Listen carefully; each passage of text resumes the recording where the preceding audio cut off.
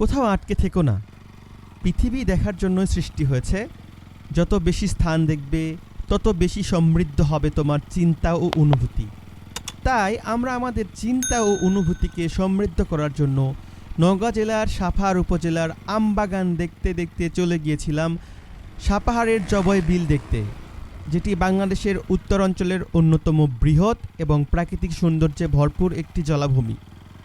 এটি নওগাঁ জেলার সদর থেকে প্রায় ৭০ কিলোমিটার দূরে শিরন্টি, গোয়ালা, আইহাই ও পাতাড়ি এই ৪ ইউনিয়নের মধ্যে প্রবাহিত হয়েছে।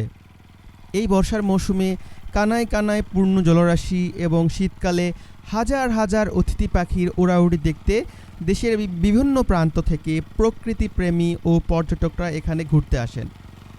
এই বিলটির আয়তন হল ১,০০০ থেকে ২,০০০ হেক্টর। বর্ষাকালে এটি প্রায় ৮ থেকে ৯ কিলোমিটার এলাকা জুড়ে বিশাল এক জলাধারে পরিণত হয়। এই বিলটি দেখার জন্যই আমরা চলে আসছিলাম কয়েকজন বন্ধু মিলে। আমরা এখানে এসে প্রথমে একটা বোট ভাড়া নিয়েছিলাম। পার পিস ভাড়া পড়েছিল মাত্র ৩০ টাকা করে। আমরা সব বন্ধু মিলে একটা নৌকা নিয়েছিলাম, যেটা একদম অদ্ভুত দেখতে, কাঠের, কোনো রকম রং করা হয়নি।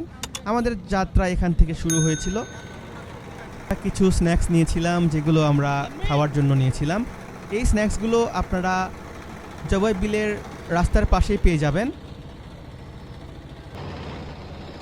তারপরে প্রকৃতির ফিল নিতে নিতে আমরা ভিডিও শ্যুট করতে করতে যাচ্ছিলাম। মশুর ভাই এখানে ভালো করে পোজ দিচ্ছিল টাইটানিকের মতো।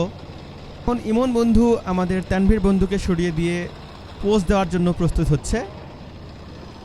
আমরা মোটামুটি আমাদের ডেস্টিনেশনে চলে আসছি। আমাদের বাম পাশে আপনারা হিজল গাছ দেখতে পাচ্ছেন, এটাই আমাদের ডেস্টিনেশন। মাঝিরা আপনাদেরকে এইটুকু নিয়ে আসবে যদি আপনি পার পিস ৩০ টাকা দিয়ে নিয়ে আসেন। আমাদের ট্যুর প্রায় এখানে শেষ হয়েছিল। এরপরে আমরা ছবি তুলে ওই স্থান ত্যাগ করি এবং আমরা আমাদের বাড়িতে ফিরে আসি। Thank you.